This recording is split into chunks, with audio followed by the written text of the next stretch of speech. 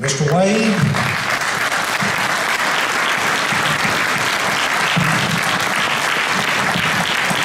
Thank you for your service. This was read into the congressional record. And Mr. Wade was born February the 5th, 1924, Richard Wade Jr. He's born on an icy cold day to Richard and Mary Frances Wade, and at 5 weeks old, his grandparents, David Kearney, an Irish immigrant, and his wife, Illa, began to raise him, and he spent his childhood and teens in Portland, Maine. That's a long ways up there. But he enlisted in the United States Navy in 1942. He trained in aviation radio at the Naval Air Station, Banana River, which is now called Patrick Air Force Base. Wade worked convoy coverage and submarine patrol. He was a part of the Helicopter Development Squadron, and while in service, he traveled to Brazil, where it took him to Aratu and Natal. In Natal, Richard worked the radio one night for so long that he became deaf. Wow. You hearing what I'm saying? Okay.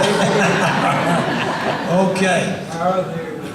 He did not regain his hearing for 2 days. Okay, there we go. Wade received the American Theater Ribbon, World War II Victory Medal, and Combat Air Crewman Insignia, and he was assigned to a squadron and traveled to Brazil.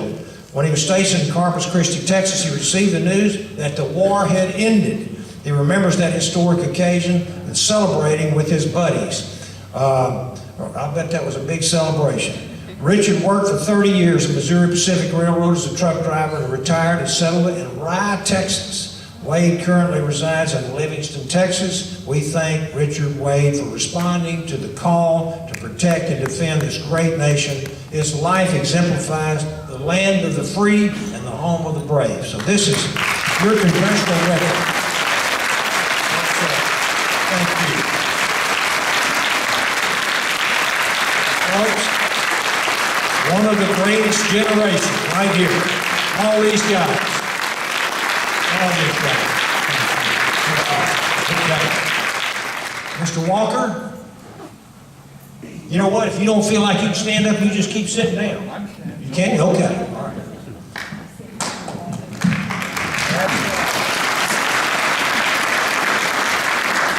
This is read into the congressional record as well.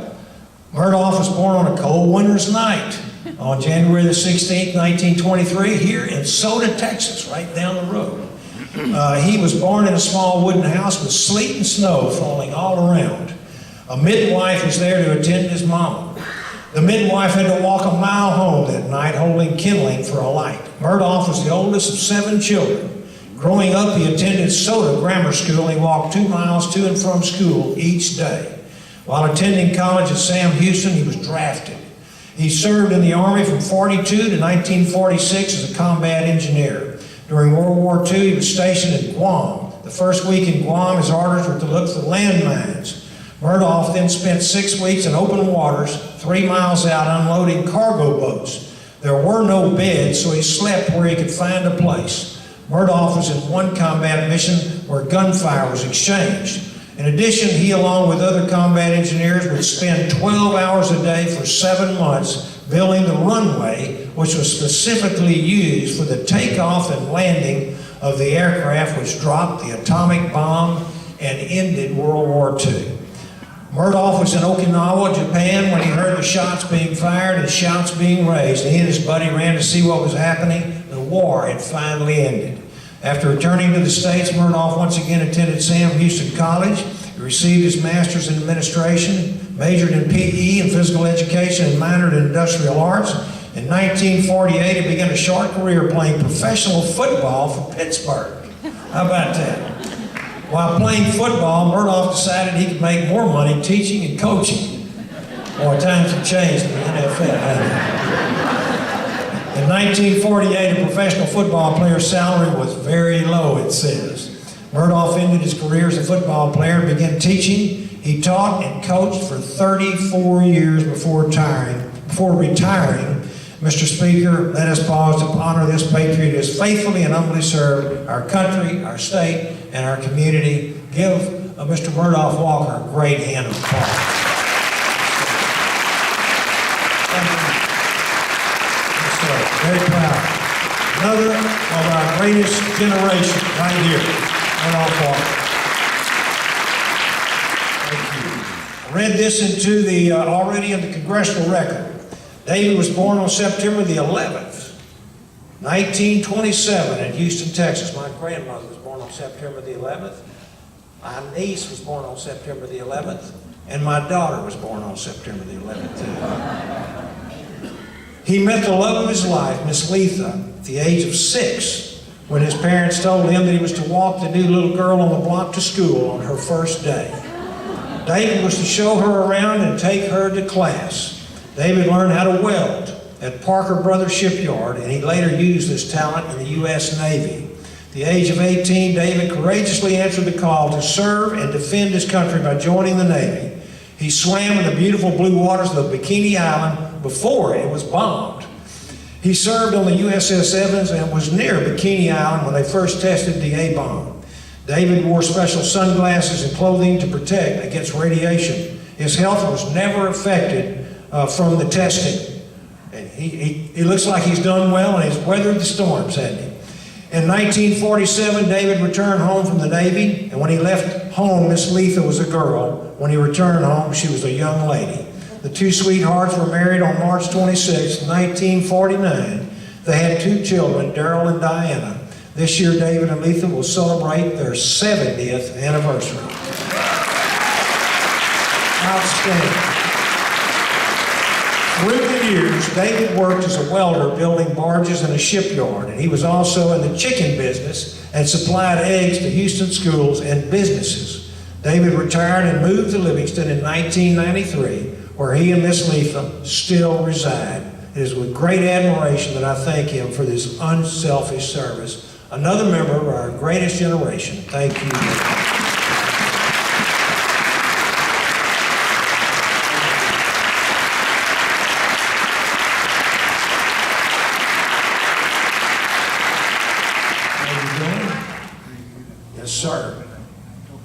No, that's okay. Rule was born at home in Livingston, Texas, January the 16th, 1925. A midwife attended his mother. Rule was one of 6 kids. At the age of 18, he was drafted and courageously answered the call to serve and defend his country. Rule Walters completed his basic training in San Antonio, Texas. He served as a radio control repairman. Rule was deployed to the Solomon Islands, Bougainville, Saipan Island, and Guam. He saw the Enola Gay before it dropped the bomb on Hiroshima, Japan. That's probably the same airplane that the airstrip that y'all built. That's what we were just talking about. Rule served his country in the Army from 1941 to 1945. He was on the island of Guam when he heard the announcement over the loudspeaker that the war had ended. After his time in service, Rule Walters worked as a lineman for 36 years at Houston Line and Power. Rule served his country in the Army, in 1985 he retired and moved up to Livingston, Texas. It is because of the sacrifices made by men and women like Rule Walters that we're able to enjoy the freedoms that we hold so dear in this country. Let us not forget this greatest generation. And we thank Rule for the contribution that he has made in preserving our liberties and our freedoms. Thank you, Mr. Rule.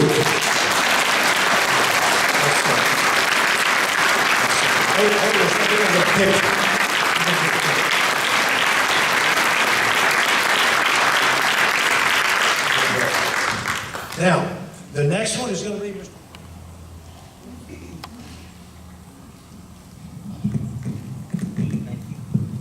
Now, buddy, I hate to tell you, but I don't have your certificate here. This is a fake, okay? We're going to get it to you, I promise you. But here's what I'm going to do. William M. Jones, better known as Buddy, 89 years old, a Marine rifleman, World War II, deployed to Guam.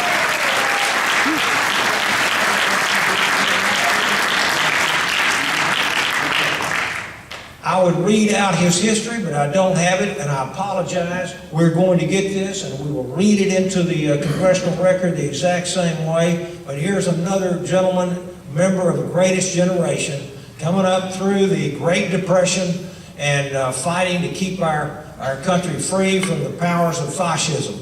and very successful in doing that. So, buddy, I want to thank you for your service to your country and for helping to make this country what it is, a city on a shining city on a hill, as President Reagan called it, and keeping us free and giving us our liberties that we can enjoy today and enjoy the American dream. So thank you.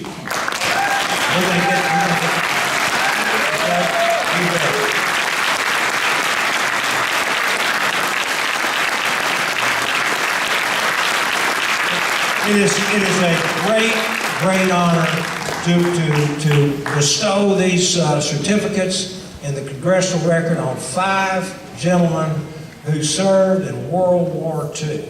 And this generation, my father was a World War II vet, this generation is fast leaving us. And we need to honor these men and women as much as we possibly can, because we owe them so very much. God bless all of you. Thank you. Thank you.